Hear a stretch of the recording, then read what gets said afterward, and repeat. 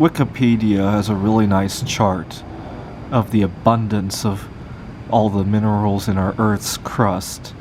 And believe it or not, bismuth, which I've been showing myself pouring various statues, especially Buddhas, and various religious items, now that we're getting close to the holidays, as well as pyramids, right? And lately I've been also giving them color with anodizing. I think I showed a few of those crystals on some other videos.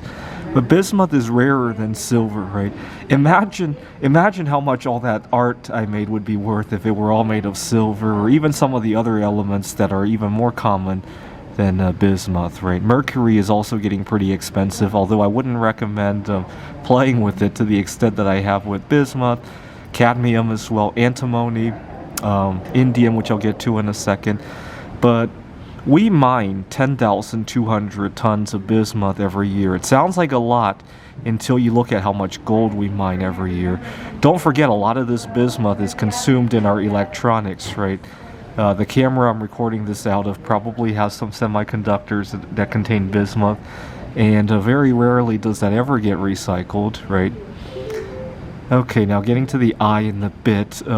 Indium is more common than bismuth, more common than silver, but due to difficulties in refining it, we only produce 655 tons every year, and right now it is selling for less than the price of silver. We produce 27,000 tons of silver a year. Again, it's 3,100 tons of gold every year, only 655 tons of indium. That one I'm not as confident in terms of price appreciation compared to bismuth, just because there's so much of it in the earth. I'm sure technology and geopolitics is going to catch up and we're going to produce more indium. Now getting to the T, tellurium is much rarer than either gold or the other elements I talked about, bismuth and indium, and much rarer than silver.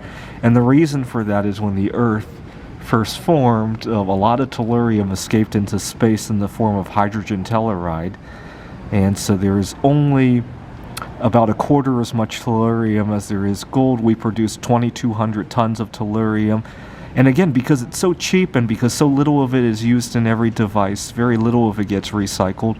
Right now it's going for I think about $70 a kilogram, right, compared to what, 40,000, 50,000 a kilogram for gold. Right now bismuth is going for, depending on how much you buy, anywhere from $5 to $7 a pound. Indium is going for I think $400 to $500 a kilogram. Anyways, invest in Bitcoin, right? BIT, bismuth, indium, and tellurium. Although I haven't figured out how to make tellurium into a coin, right? I haven't tried melting it because just watching videos on YouTube, it looks like every time you heat it up, it oxidizes, and apparently if you breathe it in, it gives your body a really bad stink, right?